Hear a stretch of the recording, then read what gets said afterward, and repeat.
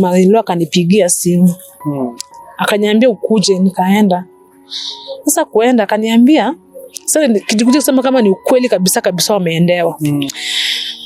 Akaniambia huyo mama mkubwa alikuwa amezaa watu wawili wasichana na kijana mmoja. Sasa mtu mmoja msichana kwa nyumba kubwa hajai kuja Nairobi. Hajai kanyaga Nairobi kabisa miaka yake yote hajai kanyaga. Hata ajui Nairobi ni wapi.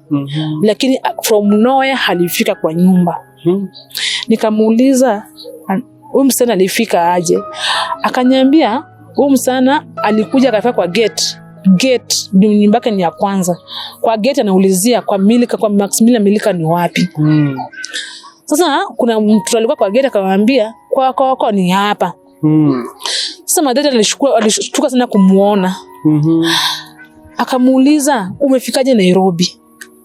Uje kanyaga Nairobi shako yote, uje kanyaga Nairobi. Umefikaje huko? Akamwambia niliulizia na nikafika tu. Uliulizia nani? Si watu wanakujua huko.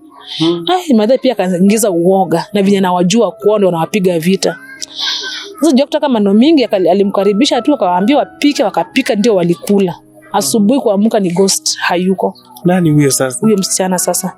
Step sister. Alikuwa ametoka wapi? Step sister wa Ben. Yeah. Home. Hiyo familia inapiga kina Ben vita sasa. Wakakula usiku vizuri. Lakini hakuwa na story mingi. Wakati wa kulala sasa kuna mjukuu mwingine hapo hivyo mtu wa msichana sawa sister Ben lakini alikufa pia. Alikuwa analanga na yeye hapo. Akamuuliza akamwambia Koko, kwani auntie ameenda wapi? Ni usiku. Akamwambia kwani auntie simelala na yeye? Auntie hayuko. Sasa madhe kuamka kuangalia kweli hiyo msichana hayuko na ni usiku ni bado kuna giza. Sasa yakashindwa huyo msichana alikuja kama ghost na ameenda kama ghost, hana gwaheri. Sasa wakati mtu aliamka sanda kwenda shule alikutana na maumbo 5 kwa plot. Ni mtoto wako? Mtoto sasa wa sister in law lakini alidedi. Umbo zikavamia mtoto. Zilirarua mtu lakini sasa uzuri watu waliamka mapema, walikuwa nje yote manaenda nje, kuna wenye walikuwa bado kwa nyumba waliua hizo umbo 3. Walingangana zimengangati wa mtoto mwenye alikuwa amelala na huyo msichana hapo.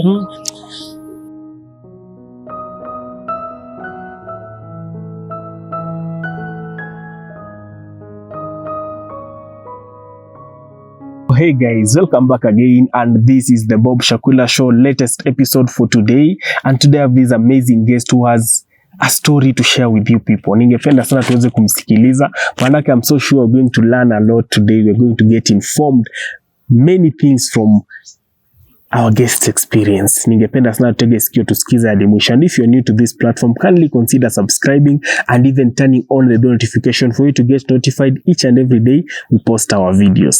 And to make this video reach a wider audience, it starts from you, my supporter. Kama umesubscribe, umelike, remember to like, just liking. Hata kama you don't like commenting, leave a like the video niweze kufikia wider audience, niposa hata usiposaidia huyu mtu ambaye tunamsikiza leo asaidike na mtu mwingine pale nje. Thank you so much for supporting us.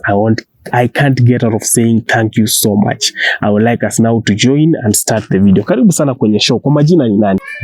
Mimi naitwa Esther Wanja. Esther Wanja. Esther Wanja, karibu sana. Hapa watu wanafunguka vile umeona wengine kwa hizi benches, si ndio?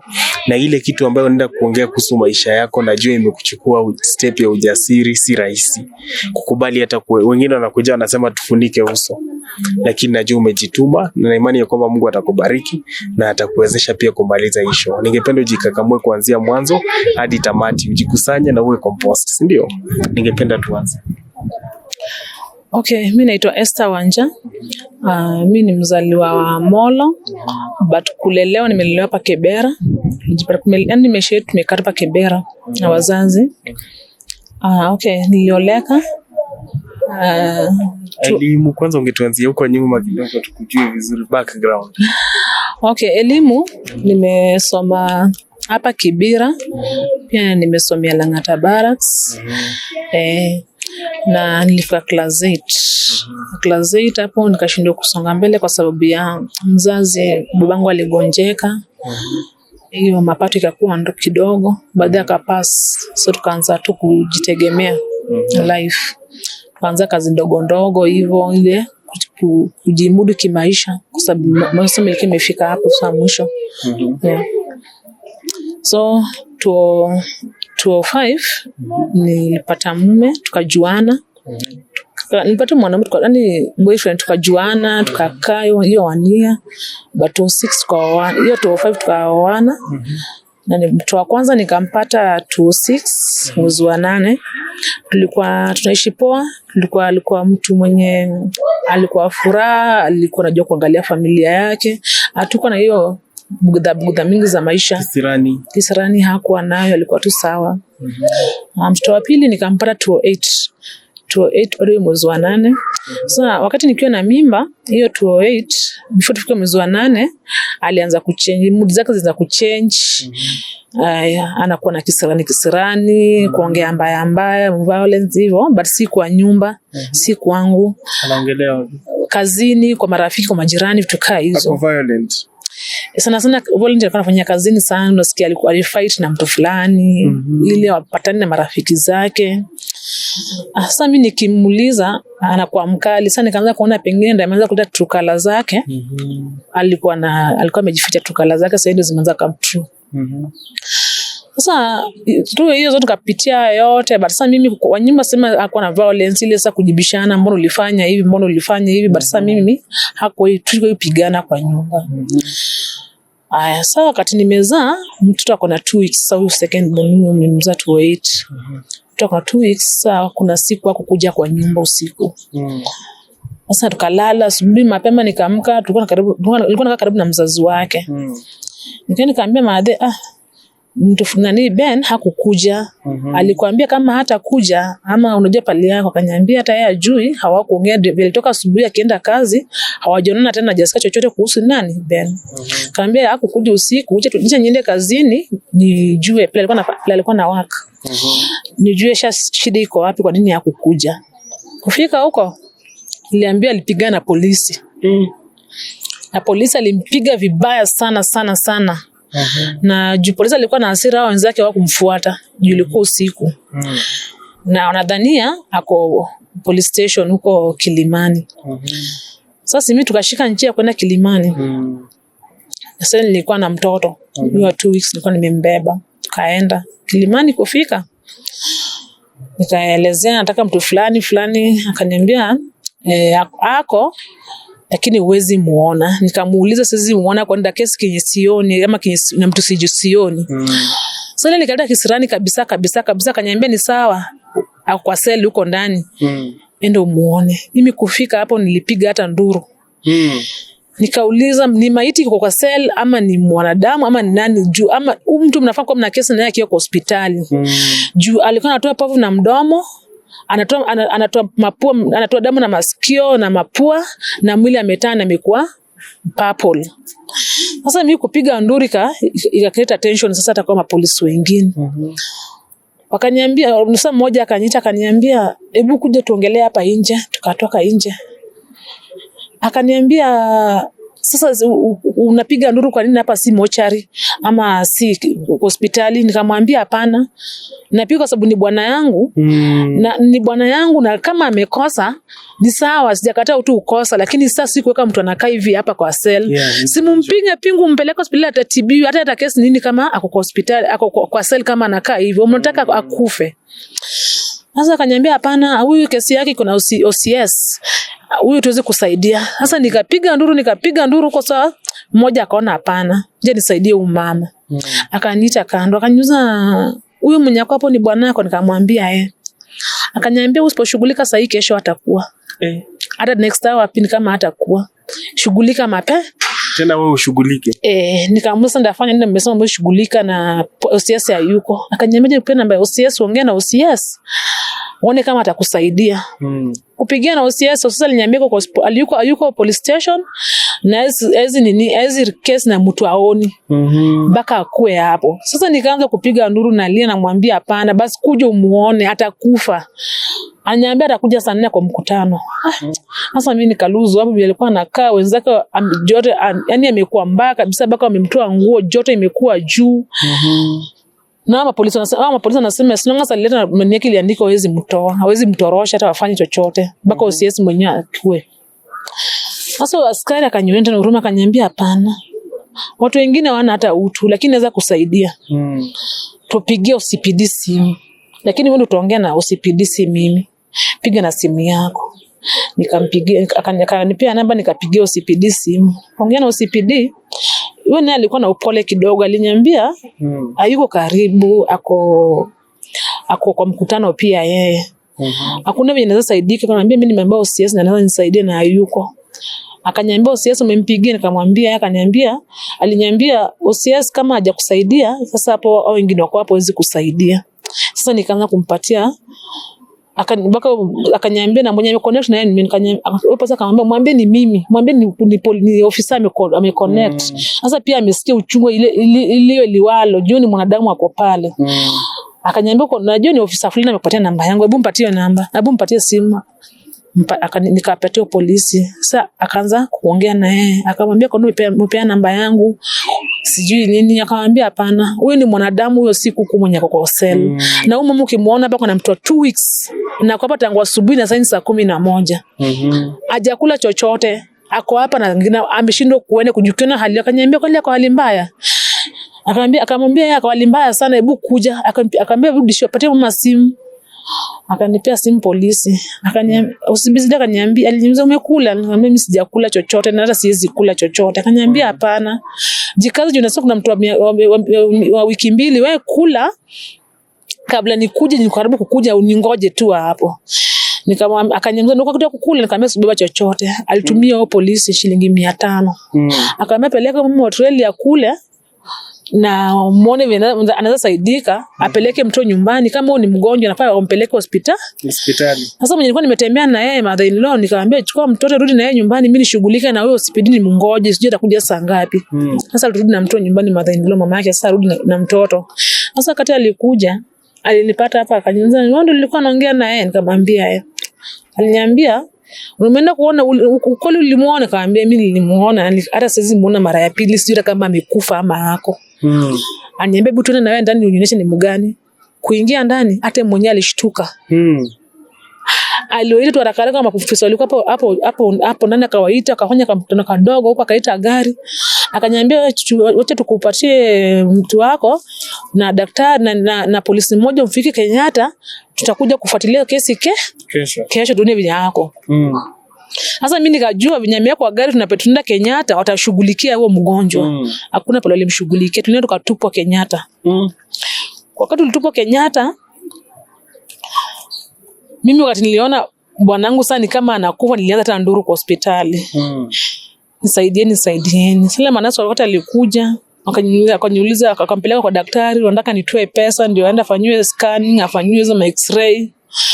Sikuwa na pesa hata chochote sikuwa nayo. Nilikuwa mbaki na shilingi 200 kama kingi na after nimekula ile lunch na mother in law. Nilikunywa chai. Akaniambia sasa 200 ndio kwa naita saidia nini? Tafuta pesa uwezi kaa hapa. Sasa ile kungangana na polisi na madaktari kwa hospitali wakaona sasa kabisa niko stranded kabisa. So waliamua kunisaidia. Walimpeleka kwa mfanya scanning, walimfanyia baka x-ray. After kutoka x-ray hizo scanning waliniambia huyu anafaa before yani kwa masaa 3 akawa ameshaingizwa theta, maisha yake kwa hatarini, ni mbaya zaidi. Nikamuuliza kwa nini ili happen, akaniambia alipigwa na matumbo zake zimeachana ndani ya tumbo, ana bleed na ndani. Sasa shughulika unawe atafanya nini? Sasa niambia mimi sasa hapo ndo nimefika mwisho. Sina chochote, sina otherwise, sasa hapa limefika. Mimi naachia Mungu, nimeachia Mungu. Akaniambia sasa tukusaidia aje? Sasa daktari pia ule nilifika kwake wa kwanza aliona kabisa ni hata nimechanganyikiwa na maisha, mpaka maziwa zimewekwa kwa nguo, wanaanza kuona unanyonyesha kama mimi kwa mtu wa 2 weeks, mpaka akanihurumia. Akaniambia nikusaidie lakini mtatafuta pesa baadaye. Alimsaidia, akaniambia ni sign hizo masaini apelekwe theater, juange kapo more than 3 hours. Nikasaini, akaniambia either uende nyumbani ama ukae hapa kwa sababu huyu nini yake ni kama itakuwa ngumu, kwa sababu walitafuta daktari kutoka sijui Aga Khan. Daktari mwenye afanya kukua walikuwa busy wengine, wakamtafuta kutoka Aga Khan. Dinisa kipiga daktari akasema kwa available akuje, wako na emergency. Daktari alikuja wakati alipelekwa Aga Khan, mimi nilikaa hapo usiku wote nikingoja. Alipelekwa theater saa 5 ya usiku. Sasa after saa 7 usiku ndio alitoka hapo ndani. Huyo daktari akaniuliza, kwani wewe ndio kuna mgonjwa anaitwa Ben? Nikamwambia nini imefanyika? Akaniambia huyu enda tu nyumbani, ukuje kesho saa 7 ama kesho asubuhi. Wewe bado uko na kukaa hapa. Sasa mimi nikaanza kuwa na wasiwasi. Nikimaji mtu wa wiki 2 ako kwa nyumba hata akuli. Nimemwacha amelala hivyo, anyonyi, anapewa tu maji. Nikamwambia sasa ni usiku siwezi yana, wacha niende asubuhi lakini nipatie ripoti mzuri. Ata survive. Akaniambia ata survive. Ule mtu alinishikilia sana. Sasa after saa mpaka akaanza kuniuliza maisha yangu, vile tunakaa, kazi ninafanya hivyo. Akaanza kuona nakaa tu mashida tu tupu. Sasa kwa sasa kila kitu kihappen ananiambia. Akafanyia operation. Sasa aliambia alitoka theater saa 12. Sasa after amefanywa, amekataa kutia fahamu, akampeleka ICU. Alikaa ICU. Karibu wiki moja na siku 4. Wiki moja, pole sana. Alikaa huko. Sasa kutoka ICU alipelekwa ward. Ile bado hajarikawa sana. Bado kuna ile uchungu. Mwili bado imetaa nini. Hiyo kidoni inatoa mairai, inatoa damu. Sasa ikakuwa sasa imekuwa ngumu. Sasa mpeleka mtu arikawe na bado kwa ward. Sasa kuna siku alikolapse hapo kwa kitanda. Alikaa siku 3 ICU, kwa mara ya pili alikaa siku 3. Kukaa siku 3 akapelekwa ward. Sasa hapa ward ndio sasa tukangana na yeye ili kupata nafuu. Sasa hiyo ya pili ilimsaidia. Alikaa like 1 year na nusu, mwaka 1 na nusu hospitali. Hakuja recover. Sasa anataka pesa. Before hata recover, sasa pia mimi niliachia majukumu kwa nyumba. Niko na watoto. Nyumba nafaa nilipe, watoto nafaa kukula, sina kazi. Sasa ilikuwa saa zingine natafuta kibarua mchana, nikipata nikuja nishughulike haraka, nipike kenye napika nimpelekee Osi. Na hiyo Osi nilikuwa naenda mguu. Narudi mguu. Na nina mtoto mdogo.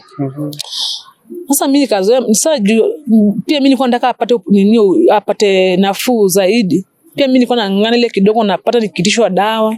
Nang'ang'ana nafanya kibarua. Sasa zingine tunakuwa chakula na mbaye tu dawa napeleka Osi washughulikiwe. Sasa tukaendelea na maisha hivyo, kustruggle na watoto, kustruggle na mwenye nyumba, kustruggle na chakula na pia na mgonjwa hospitali. Ikakuwa saa nateseka tu sana.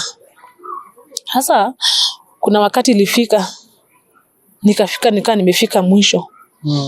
Amepona, lakini the more anakaa hospitali the more ugonjwa inaongezeka. Hizo harufu ya madawa hivyo. Alikuwa amepewa discharge atoke, lakini sasa tuna pesa. Pesa ilikuwa imeongezeka, mwaka 1 na nusu ni pesa mingi, plus ukika za theater nini, hizo zilikuwa pesa mingi sana. Sasa nilikuwa nimejikakamua kidogo, watu familia walikuwa wametoa kidogo tumepeleka, lakini social worker anasema bado ni kidogo hiyo pesa. Ikabidi akae Osi. Sasa mimi kama bibi yake nikachoka tu sana kwendanga Osi. Na pia mimi nahangaika nyumbani, yeye pia anafaa kuona hospitali, hana chochote, kuna mahitaji anataka huko hatuna. Na mimi nikaambia Mungu, mimi nimechoka sasa. Ile kidogo nilikuwa nao nilipeana. Na kama bado itoshi, sasa sijui nitafanya nini. Basi sasa mimi niko na idea tu, nilikuwa tu na nini moja tu. Mimi nitakuja kumtorosha hospitali juu sasa hata akae hapo. Hiyo pesa zinapanda tu na siwezi lipa. Sasa nikakuja nikaongea na mama yake, nikamwambia Maadhi, nimefika hata mimi nateseka. Mtu wa nyumba ananiharas, watoto wangu pia kula ni shida. Yeye pia ananihitaji huko kwa pali yako na sina hata na pia pali yako leo unaenda kwa sawa, kesho kwa mbaya. Sasa mimi nikamwambia Maadhi, mimi nitamtorosha. Akaniambia sasa mimi siwezi kuambu mtoroshe. Lakini kama utaweza, pali maisha imetufikisha, wewe jaribu. Hata Mungu anaona kabisa tumejaribu kama familia. Sasa hiyo siku nilienda saa Osi saa 7. Kwenda Osi niliambia Ben, mimi niko na idea kutorosha hapa. Aliniambia hapa ni ngumu, hapa huwezi toroka. Hapa siwezi toroka. Hapa ma CCTV ni mingi, hapa siwezi toroka. Nikamwambia sasa unataka kuishi hapa miaka yote. Akaniambia mimi natamani kutoka nje. Hapa ni jela. Hata mimi ndaka pia nitoke nje pia nisaidie familia yangu. Mimi nashindwa. Atoke sela alikuwa ameandikiwa makosa. Hakuna hata kumfuatilia, hakuna hata siku alimtafuta, hakuna siku hata hivyo walimtupanga alijua amekufa. Hivyo usijua kwa imfuatilia hata wako kuja hata kuchochote. Hakufungwa hata pingu. Sasa mimi nikamwambia nimekuja saa 7, nataka na bebe vitu za matamu za maana ziko hapa nyinyi nazo nyumbani. Saa 10 nakutana nikuletea manguo. Utoe za hospitali, uvaize manguo, tuende tutatoroka hapa. Sasa alikuwa anasumbua, anaona kama atashikwa nini, nikamwambia hata Mungu anajua tuna. Na the more unakaa hapa the more pia unaongeza ongezeka kwa mwili, leo uko sawa, kesho uko mbaya. Madawa unapata bado ni pesa, hatuna hiyo pesa, itabidi utoke, risk tu utoke. Akaniambia ni sawa, nilete tungo fulani na jacket fulani, tujaribu nifanye nini, nitoke. Na before niamue hivyo, nilikuwa nimeambia hata Mungu, nilikuwa nimeomba sana ambia Mungu kama nitafaulu atoke hata siku moja isifanyike rudi tena Kenyatta. Nisirudi Kenyatta kwa sababu yake. Iwe tu hata ikuwe ni clinic, hata ikuwe ni madawa nataka, niliambia Mungu namtorosha na sitarudi Kenyatta tena. Hiyo siku ikafika. Saa wakati tuliongea naye saa 10 si kurudi home. Mimi tulikuwa naye saa 7 na nilimwambia enda saa 10, enda na hizi vitu saa 10 kirudi, warudi na manguo fulani chukulie manguo, nafanya nini ukuje nazo na viatu. Ndio baada kuna sasa kujua operation 2 pia kwa mwanaume pia alikuwa anatembea kama ameinama hivi. Sasa kujulikana jua kuinama sana. Sasa wakati tulifika sasa niliambia Ben, hiyo saa 7 nilimwambia hiyo time watu wanaingia na kutoka, hiyo time ya wageni kuingia na kutoka, hiyo time poa ya kutoroka. Kama watu bado kuna pilika za kuingia ndio wanakuanga wengi. Sasa wakati nilifika sasa, wakati huyo mwanaume alikuja, huyo best yake alikuja right on time na hizo manguo. Niliingia haraka nikafika kwa hiyo ward. Niliambia Ben hebu toka. Nikamshikilia nikaa nampeleka kwa choo. Tukafika hapa tukabadilisha manguo haraka na hizo akavaa vizuri ndio nakatoka. Nikamwambia sasa jikaze, tembea kama unatembea straight hata kama utashindwa. Uumie tu lakini utoke. Sasa nilisema mimi sitamshikilia. Juu nikimshikilia utanirealize. Na vile amevitoa hizo ngoza nini. Sasa alivaa Marvin na goggles na jacket, ilikuwa na kofia. Sasa watu wa kumtambua, hata wagonjwa wake wa kumtambua. Sasa wakati alitoka, sasa tulifika pale kwa lift. Ndio daktari best yake mwingine. Huyo mwenye alikuwa anasaidia sana ndiye akuja admitiwe. Daktari. Kuna huyo daktari alikuwa ananyurumia, huyo mwenye alinishikilia sana ndiye akapelekwa theater. Sasa alikuja kwa marafiki, sasa baka anataka kujulia hali Ben ako wapi, anaenda kumtembelea. Sasa huyo sasa kwa marafiki wa daktari yani daktari wa familia yani ni rafiki tu. Wakati tunatoka hivi yeye Ben alimpinisa kurealize Ben ndio alikuwa amevaa. Hakumrealize lakini Ben alimuona. Wakati Ben alimuona aligeuka na akaingia kwa lift. Lakini yeye alimuona. Akaniambia na wewe si ni Ben. Nikamwambia wewe si Ben. Akasema hapana, nimeona mtu kama Ben ama ni ndugu yake. Nikamwambia ni ndugu yake. Akaniambia hapana, kama ni yeye. Nikamwambia hapana sio yeye. Ndio tunaongea na akapigiwa simu. Wakati anapigiwa simu ndio walikuwa wanaongea kama anatembea. Mimi pia nikamdoji, nikiingia ni lift. Wakati ulifika chini nilipata Ben ameningoja. Yeye kuteremka kwenda huko kwa ward pia kilimsumbua sana kama ameona Ben. Kwenda kwa ward akanipigia simu. Akaniambia Esther, mbona Ben hayuko hapa na nimekwambia nimeona Ben. Nikamwambia mimi hujaona Ben. Akaniambia hapana, kwani yako wapi na kuanga na penda mkosanga pale anakuwa yuko. Sasa nikaona mtu kama na track. Nilitoa simu line hivi nikamwambia Ben sasa waende nje ya casualty, mimi nishike nje nyingine ya KMTC. Hivyo ndo aliendanga. Nilikuwa nimepea baka fare kwa mkono. Akaendanga sasa akatoka usi. Hivyo alitoka hospitali. Hivyo alitoka usi. Na thank God kwa sababu hata tangu atoka hospitali hakuigonjeka tena hiyo tumbo. Hakuenda clinic. Hakunyanyua zingine kaza kusuchungu na painkiller tu hivi tu. Na alipona. Sasa kupona wakati tumekaa pale kwa ile nyumba sana, bili ilikuwa imeongezeka juu katemeka usi sana. Ya kwa sababu mwenye nyumba kuna shida, mara pesa nini, hatuna hiyo pesa. Sasa ilibidi tuhame. Tukahama tukaenda place nyingine bado.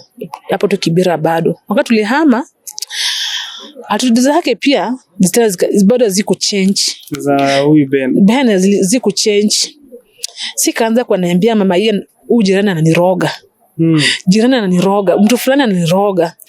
Na sasa ilifika mahali mpaka sasa inaleta vita kwa plot. Sasa mimi nikaambia unarogwa aje? Anakuroga, unajoja na kuroga. Sasa nikiambia mama yake ananiambia sasa mama yake sasa kuna wakati pia kwao walizaliwa watoto 12. Na mimi nikioleka huko walikuwa mbaki 5. Wengine walikuwa wamekufa wote. Wanakufa wakiwa watu wazima. Wanakuwa sawa, watu wamenawiri vizuri. Inafika time mtu anachanganyikiwa, mtu anakuwa chizi, mtu anakufa tu premature death. Sasa mimi nikaanza kuona ama historia kwao pia imeanza kufuata Ben. Jumii tangu nimeoleka hapo wamekufa wote mbaki 2. Sasa Ben na brother yake. Kwa watoto ngapi? Kwa watoto 12. Mimi nikaambia Ben, yende kawa hizo tunasianga za kwenyu hizi, mtu fulani alikufa hivyo, mtu fulani ilianza tu hivi, ama wewe pia imeanza hivyo.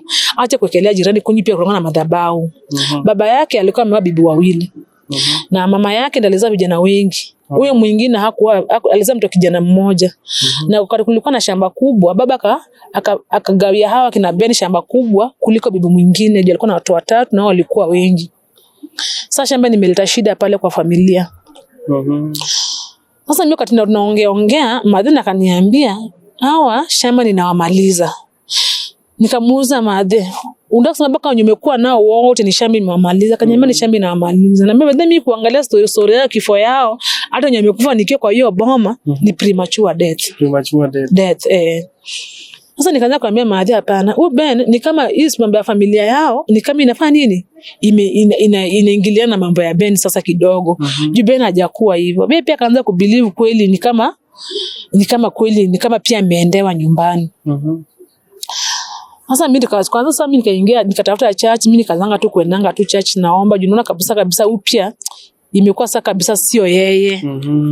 Amekuwa kisirani, anafight na majirani, anapigana, anaharibu nyumba juu kwa ceiling, anatoanisha ati uchawi imetupwa, tukiangalia uchawi hakuna. Mimi sasa nikafika mahali nikaona sasa nimechoka.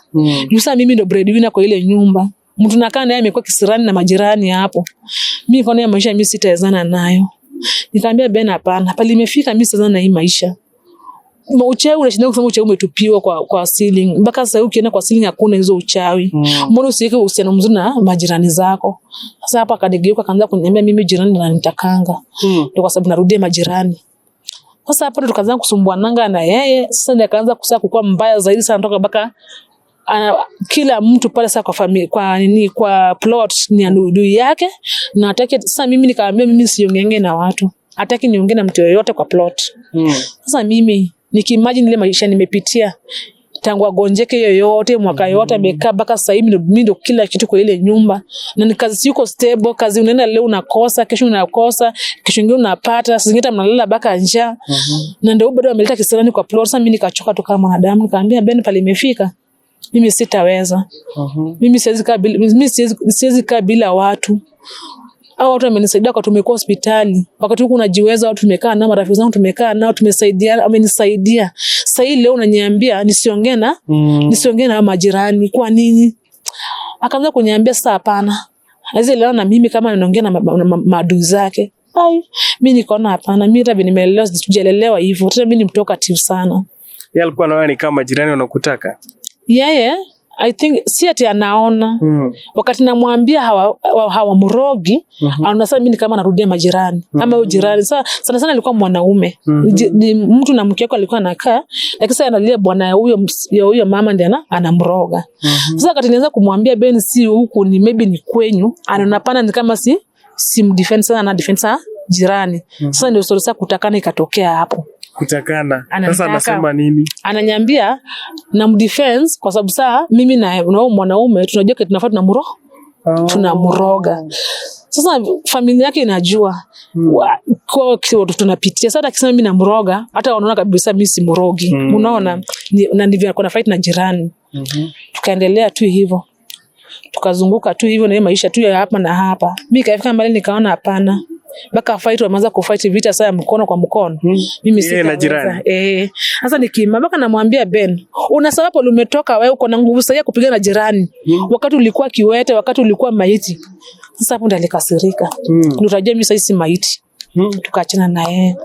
Sasa huyu jirani anadhania pengine vile alikuwa hospitali jirani alikuwa ajui huko ni place nyingine tumehama. Sasa hata hajui historia yake vizuri. But sasa mimi ndio nilikuwa nawaambianga alikuwa mgonjwa hivi sasa mnaweza kachimshe vitu na majirani. Sasa mimi nikaona hapana nimechoka. Sasa mimi nikaanza kumpea space. Mimi nikatoka nikaenda home. Kwenda home wakati pale kama siyuko aliniambia hata uende. Yaani ukiendanga kwa sababu kesho ndaoa. Nikamwambia sasa wewe oa. Tena anakuambia hivyo. Nikamwambia oa mimi sitaweza maisha kosa kuongea na majirani. Atukiongea na jirani unakuja kunifight. Mara wananitaka wewe sasa kama maisha yako nyondaka na mimi sasa dharau majirani. Pole majirani amenitona marafiki mimi hata siwezi elezea. Wewe uwezi jua ulikuwa hospitali but mimi ndo najua. Sasa hapo tukasumbuana na yeye nikaenda. Kesho yake ndo alituma sanduku na manguo za watoto zangu kwetu. Mimi nikachukua. Mimi kutoka kwangu sikuenda kwa sababu nimemuacha. Nilikuwa nampea jirekebishe, time ajirekebishe.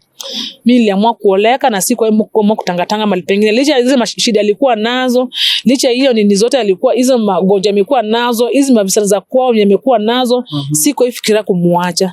Kumuacha nimemwacha kwa sababu tia hizo ilifika mahali sasa nimeshindwa kudhibiti. Imekuwa too much. Nikatoka nikaenda wakati leta manguo zangu mimi nikakaa home. Kuja alileta mwanamke kwa ile nyumba. Kuleta mwanamke kwa ile nyumba. Obviously mimi kama bwanangu ama kama bwana feel vibaya. After nimehangaika yote niko na watoto anaweza fanya kitu kama hiyo. Ni majina nakuja kuniita. Wakati nilienda huko, unajua nilikuwa na rende kubwa, walikuwa na support. Tulivunja mlango tukapata msichana ndani. Mimi nilipiga ule msichana. Lakini hakuwa ananifuata kwa sababu kulikuwa na watu kwa mlango. Piga ua. Na kuna kitu kama kupatiwa nguvu na watu wengi. Sasa mimi nilifanya chochote na nilikuwa sasa hata sikii uchungu, nilichukua kisu. Wakati nimetime sasa shingo na dunga vizuri. Kuna mwanaume aliruka kutoka kwa mlango akanilalia. Ile kisu badala ya kudunga ule msichana shingo ilimdunga mkono. Ikatoka kisu ilidunga hapa ikatoka na hapa nyuma. Kisu. Sasa mimi ile damu ndilinishtua. Nilishtuka, nilikaa chini, akili kaenda. Unaona kabisa nimeoa msichana juu mimi pale nilikuwa ukweli na nilikuwa na huo msichana ukweli. Huyu hata angekuwa sahi. Sasa majirani ndio mbio wale nilikuwa nao walikuwa wamejaa kwa mlango ndio walichukua ukapeleka huyo mwanaume kwa hospitali huko. Mimi pia nikakuja nikachukuliwa nipeleke niende huko. Tulienda. Mwanaume kumwangalia nimedunga mwanaume anakaniuliza Esther na kuuliza kwa mara ya kwanza. Unajua msichana ulikuwa unamuua? Unajua kama huo msichana kabisa. Hii ni kifo nimezuia. Na hii mkono yangu hivi. Amedungwa ameshona uzi 12 kwa mkono. Akaniuliza Esther kama Ben kama kweli ungeoa msichana si ungefunga maisha? Ungefunga maisha, ungezuia Ben kuwa mwanamke mwingine. Nikamwambia singezuia. Ungezuia watoto kulelewa na mama kambo. Nikamwambia singezuia. Akaniambia saa hii nimeokoa maisha yako. Hiyo hasira uko nayo, enda chini uitulize kabisa na usifikirie story ya Ben siku nyingine. Kwa hiyo umefanya kwa sababu ya hasira. Tumesikia historia yenu pale mmetoka mpaka hapa. Ulikuwa na kila sababu ya kufanya hivyo. Lakini nashukuru Mungu nimezuia kifo. Ya huyo msichana ungefungwa maisha. Hapo ndo akili lirudi. Nikasema sitaifaitia mwanamume mwingine yote, sitaifaitia saa Ben tena. Na nikatoka na nikaambia sasa Mungu nisaidie. Wakati nilitoka, Ben alikuja kasikia nilikuwa nataka kuoa msichana, alinipigia simu akaniambia, Mama Ian, usipochukua watoto niletee hapa. Hakuna chochote ndakuja kusaidia watoto nayo. Nikamwambia ni sawa, sitaki uwasaidie, jua hata muda yote Mimi nilikuwa nimelea watoto peke yangu na nimekulea plus na wewe. Sasa mimi hao watoto kenye Mungu atanipatia ndo nashukuru. Akaniambia ni sawa. Akaniambia sasa hivi vuta namba yangu. Vuta namba yangu kwa simu yako. Huyo mwanaume? Akamwambia ni sawa. Sikuvuta namba lakini. Nilikaa. Huyu tu mwenye mdunga kisu. Huyu mwenye bwana sasa. Wakati alisikia nimefanya hiyo kitendo, ndio sana ananipigia simu akiniambia, niseme mtafuta siku nyingine watoto kama wanamhitaji waende ishi nao, na kama hata mhitaji wasimlishe chochote kama baba yao. Nikamwambia ni sawa. Tulikaa hiyo maisha na nikaambia Mungu sasa kusonga mbele. Ben nimwachie watu wa kwao na wewe Mungu. Wacha mimi niangalie na watoto wangu. Tukakaa. Wakati tulikaa watoto kwa nyuzanga baba aliendanga wapi? Mimi kwambia baba alikufa. Wamesha kujua alikufa. Jumini niliachana na watoto, niliachana na mtoto wa kwanza akiwa class 1. Huyo mwingine alikuwa nursery. Sasa mtoto amefika class 6 mkubwa. Sasa tujaionana na Ben tena, but tunasianga tu story yake. Atimara Ben anaonekana kama mali fulani, akili ilienda, alichanganyikiwa na maisha, anaumia peke yake, akakaa mwenda wazimu. Hizo story nilikuwa nasikianga tu, but sasa mimi nilikuwa nimeshaamua kulea watoto tu sasa. Tukakaa maisha. Sasa mtu akaniambia, sasa ndio the more watu wanakaa na watu juu Kibera ni kumbeba kabila mingi, anapata watu wa kwao, anapata nani watu wa area yao, ama anapata watu wa kabila yao. Ananiambia ai, mtoto kijana kwa Waluya atairiwanga kwa wajomba, atairiwanga kwao. Sasa mtu wako na kisirani tu anataka kutairiwa. Anataka kutairiwa. Sasa niliamua kumpeleka kwa shosho yake. Na akaniambia kweli mtoto atairiwanga kwa wajomba. Na hata yeye mwenyewe aliniona. Mtoto sasa after ameenda kuongea na shosho yake, aliomba namba baba yake. Akaambia baba yake wakati shosho alimwambia baba yake, shosho yake alimwambia baba yake yako akukufa. Mtoto sasa akatafuta na baba yake, akapigia baba yake. Baba akamwambia usikubali kutairiwa kwa wajomba. Nada akanipigia simu akaniambia huyo mtoto hata kama simsaidii, kama unataka kuwe chizi, nijaribu kumtairi huko kwenyu. Mlete kwa hata kama hata mpeleka shosho yake akatairiwe huko. Sasa mimi nilipeleka mtoto. Hapo ndo mtoto kuja kaambia mwingine wa pili, kumbe baba yetu yako kufa baba ako. Nipeleka julikani pale aliendanga lakini anakuanga. Sasa mimi nikakaa saa at least wamejua baba yao wako. Lakini sasa nje singewaambia kwa sababu walikuwa wadogo na uweze ambia tuna story yote. Mwanzo kukopa story yako shamba nini vinyo kuko, walikuwa wadogo. Sasa wakajua baba yao wako. Tukaanza kuishi tu na watoto wangu hivyo kwa sababu kuna support yote nyumbani. Huyo mama kati alizika watoto alibaki peke yake na wajukuu. Shosho ni mzee, hajiwezi, amebaki na huyu Ben mwenye mechizi na bado amebaki na mwingine mwenye pia yuko stable. Wakabaki watu wawili sasa. Waka kidogo Ben akanipigia simu akaniambia niko home na sijui nini happen between mimi na wewe. Nikamwambia mimi niko tu sana na watoto na mimi sina bana, wewe kaa wapi? Home tu. Mimi kwa sasa siwezi rudiana kwa sasa, lakini mimi mba watoto nini wacha niachie kwa sababu hata washughulikia. Tukaongea sana, akaanza kuregret nini happen, anasema ni kwao, hata ameenda mahali akaambiwa ni kwao, anaendewa kwao kwa sababu ile shamba. Mimi nikaachana na hizo stories. Sasa ikakuwa ananiambianga mimi na muignore tu. Sasa kuna siku Marilio akanipigia simu. Akaniambia ukuje, nikaenda. Sasa kuenda akaniambia sasa kijikuja kusema kama ni ukweli kabisa wameendewa. Akaniambia huyo mama mkubwa alikuwa amezaa watoto wawili wasichana na kijana mmoja. Sasa mtu mmoja msichana kwa wale kwa nyumba kubwa hajai kuja Nairobi. Hajai kanyaga Nairobi kabisa miaka yake yote hajai kanyaga. Hata juu Nairobi ni wapi. Lakini from nowhere halifika kwa nyumba. Nikamuuliza huyu msichana alifika aje? Akaniambia huyu msichana alikuja akafika kwa gate ndio nyumba yake ni ya kwanza. Kwa gate anaulizia kwa Milika, kwa Maximilian Milika ni wapi. Sasa kuna mtu alikuwa kwa gate akamwambia kwa ni hapa. Sasa madada alishtuka sana kumuona. Akamuuliza umefikaje Nairobi? uje kanyaga Nairobi shako yote, uje kanyaga Nairobi, umefikaje huko? Akaambia niliuliza na nikafika tu. Uliulizia nani? Si watu wanakujua huko. Madhe pia akaingiza uoga na vijana wajua kuona wanawapiga vita. Sasa Dr. kama ndo mingi alimkaribisha tu akawaambia wapike, wakapika ndio walikula. Asubuhi kuamka ni ghost hayuko. Nani huyo sasa? Huyo msichana sasa. Step sister. Alikuwa ametoka wapi? Si step sister wa Ben? Yeah. Home. Hiyo familia inapiga kina Ben vita sasa.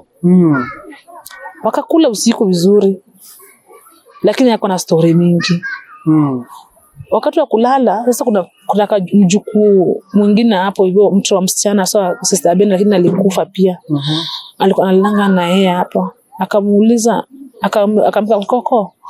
Kwani auntie ameenda wapi? Ni usiku. Akamwambia kwani auntie simelala na yeye? Auntie hayuko. Sasa madhe kuamka kuangalia kweli hiyo msichana hayuko. Na ni usiku ni bado kuna giza. Sasa yakashindwa msichana alikuja kama ghost na ameenda kama ghost, hana gwaheri.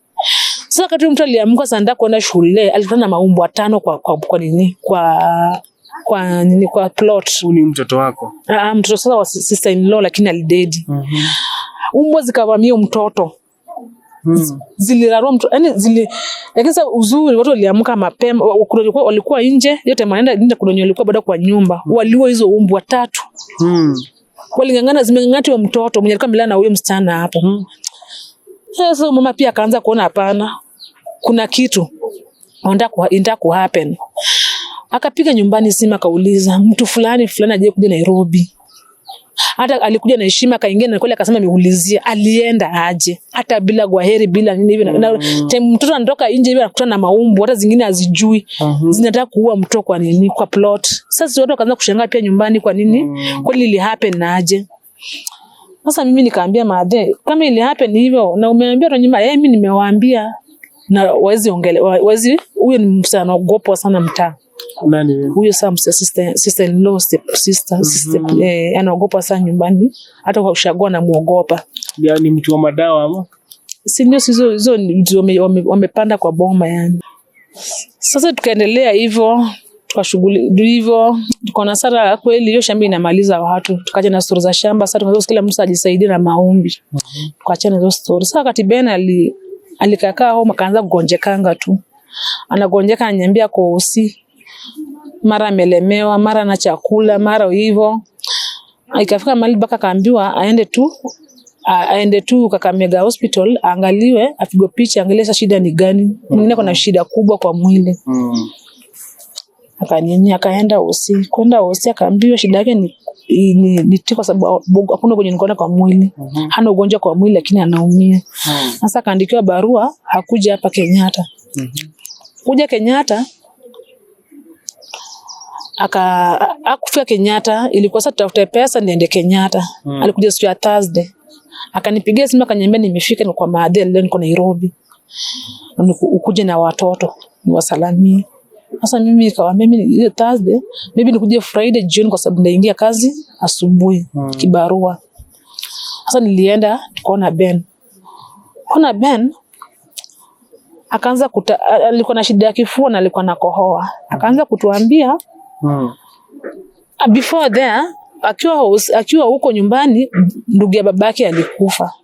Wakati alikufa akaambiwa akaenda mazishi kazini yake akamwambia wewe umezika baba umezika ndugu ya baba yako. Wewe hata miezi 3. Sasa kitu kaanza kumuingiza uoga.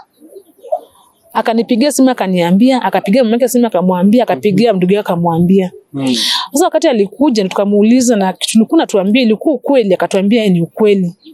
Na ni vitu huwezi sitaki mtu kwa sababu mtu anakupata tukao umekaa peke yako na kwa peke yake na una ushahidi, hakuna tunaweza fanya.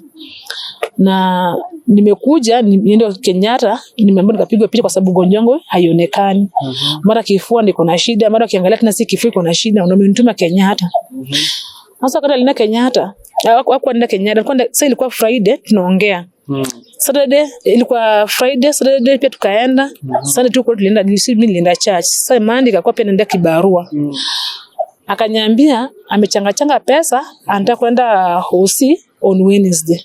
Sasa Wednesday kumbe ndio ile ametangaza ile maandamano ya siku 3. Hasa angeweza kuenda hospitali kwa sababu kulikuwa na ukibera kukiwa na maandamano uwezekanangi ya Azimio. Hasa hakuenda usi. Tuesday hakuenda usi. Wednesday hakuenda hivyo, hakuenda usi wiki mzima. Kwa sababu kwa kumefungwa, barabara zimefungwa, hiyo saa angemeka hata angefika. Friday akanipigia simu akaniambia Mama Ian, nataka uniletee watoto. Kuna tunda kuambia watoto. Nikamwambia hapana, Ian ameenda shule. Uwezi waona saa hii, pengine kesho.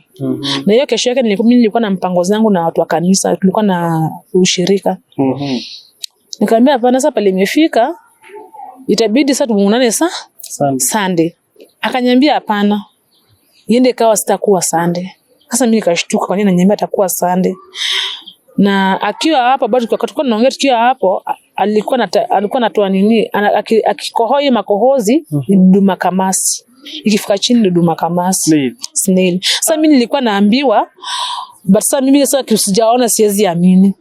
Sasa mimi mwenyewe niliona nikaamini. Sasa kuna siku alikohoa nikiwa hapo, nikaangalia kule ni snail inatembea, ni snail imejikunja tu. Ni snail ya ukweli, hiyo ni snail, si makohozi hiyo. Ndio maana nimekuwa nikikwambia huyu anatabika anakoanga hiyo snail. Na kaniambia pia kuna mtu anaona tu mingi kwa macho, ni vitu hizi tuambia. Mpaka saa zingine mtu anajiongelesha, anaongea na mtu na tumuone mtu anaongea na yeye. Mimi nikamwambia madhe, unataka mnasema mambo ya hospitali huyu. Ndio zingine hata tunaenda kwa maombi sasa tumechoka. Hii hata si saa za hospitali. Ugonjwa onekani kwa mwili aje. Mtu akikohoa anakohoa snail. Sasa Friday nikamwambia iwezekani. Saturday akanipigia simu mapema sana akaniambia hapana. Ambia mtoto asikose kukuja saa hii. Mwambie mtoto akuje, yeye anakuja saa hii. Nikaenda nikatafuta yeye palikuwa analala, hayuko, ameenda bola, chezanga bola.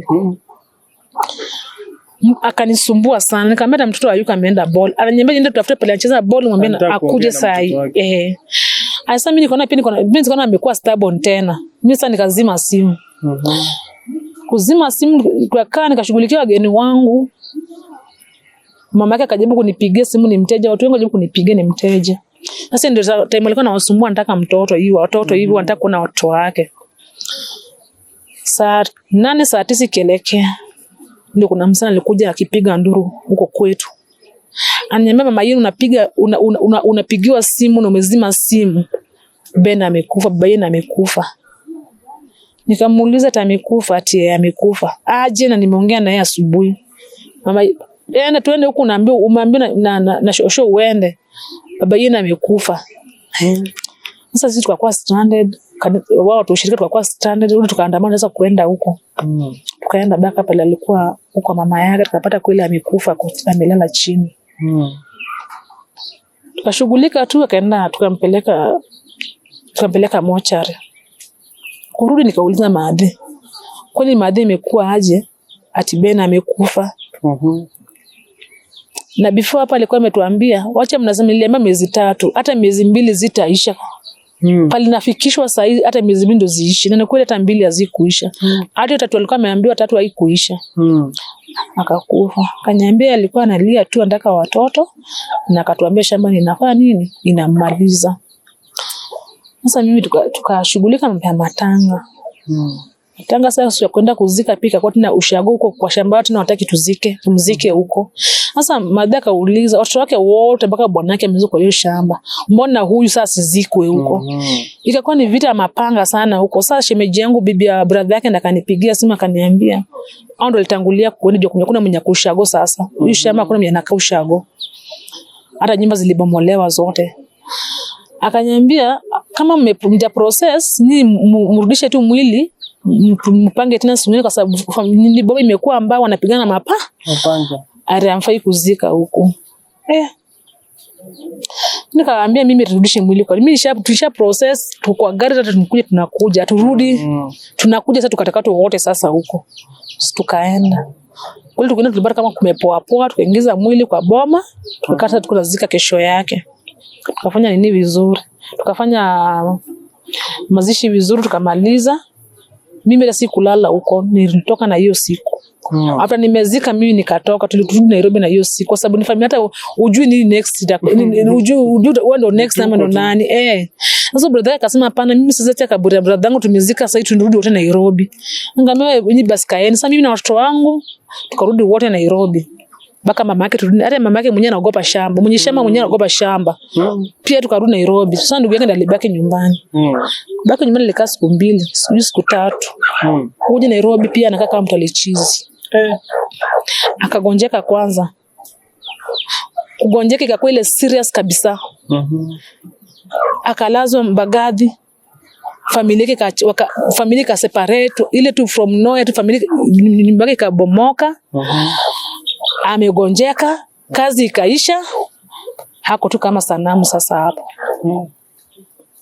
Utangori kwa sababu kuja kapona. Kupona sasa meshike imekosa ni ile hohehahe. Ile life Ben alianza kukaa ndio pia mwingine ameanza kuishi. Lakini wewe sasa maisha yako iko aje? Mimi maisha yangu imekuwa ngumu kabisa kwa sababu hata kuna watoto ambao waliachwa na sister in law wengine hapo au pata kama familia hiyo yao shosho ni mama mzee na alipa nyumba Nairobi. Hana otherwise mimi ndio saa zingine nikipata nimpelekee, saa zingine mimi nimewashikilia pale, hana watoto wengine. Wote alimaliza watoto, mmoja amebaki pia amebaki sasa pia ni hohehae. Sasa watoto wakitaka kitu ni mimi pengine naitishwa na sina otherwise, niko na watoto, sina kazi. Mtoto wangu pesa zingine baka anakosa kwenda shule. Sasa kama mtoto wangu mkubwa sasa angekuwa form 4 hiyo kijana, lakini sasa kwa sababu ya ukosefu wa pesa sasa rudi baka form 3. Sasa kwa form 3 sasa kusoma vizuri. Sasa mimi maisha yangu imekuwa ngumu. Pole sana. Watoto pia naangalia watu wenyewe, wazazi wao walisha familia yetu sasa. Nyumbani sipo unaweza sema utakaa nyumbani ujenge hata ulime nyumbani ule watu wengine wapeleke nyumbani. Unapata watu wengine pia ni wale walikufa kama jamaa wazazi wao. Mwingine anapata kama sister in law wangu pia alikuwa na watu 3, kila mtu na baba yake. Kuna wengine hata hawajui baba zao, hawajui familia zao. Sasa mimi ndio familia. Maisha kwangu imekuwa tu ngumu. Maisha imekufikisha hapo. Pole sana. Pole sana. Pole sana kwa umepitia. Najua si rahisi. Sana sana ile unapata you nurse your husband na anakuja anakugeuzia. Things happen, ndio? Inakuwa vita paka nadhania ulikuwa unalala na jirani akiwa mgonjwa, ndio? Pole sana. Najua hizo mambo za culture na uchawi they happen but zina end up kupata watu innocent kama wewe, ndio? Story yako yenyewe tu inasaidia watu sana pia ku make right decisions. Mali kama ni toxic, haijalishi ni juu ya uchawi ama ni juu ya nini, the better option ni kujiondoa, ndio? Jua watoto ndio wangeumia. Asante sana kwa ujasiri, asante sana pia kuja kushare story yako. Mtu angetaka pengine hii conversation iendelee, atakupata kwa nambari gani ya simu? Tunapata kwa 07 12 529 917. Majina ni Esther Njuguna. Esther Njuguna, asante sana for sharing your story with us. Na siku nyingine pengine tukikuhitaji tutakuambia, si ndio? Na my good people, support Esther wherever you can kwa sababu saa hizi umesema kazi hakuna, si ndio? Sina job, school fees pia imekuwa shida. Ule shosho pesa zingine analala njaa juu sina pesa. Sijali. Good people, anything you have for a support, hata kama ni simu, kumpigia, anything that 100 bob can save us all, can make our kids again go back to school. Thank you so much, and to the widows ambao mnaochi show, Mungu anawapenda sana. Hata Mungu atakupenda na ataendelea kushughulikia, si ndio? Kupitia watu. Asanteni sana. May God bless you. Thank you so much for being this show up to this moment. Subscribe and turn on the bell notification. Niweze kuambia vipindi kama hivi vikikuja hapa kwenye Bob Shakula Show. If you have a story, feel free to share it with us via my number 0758527229. Thank you so much. God bless you.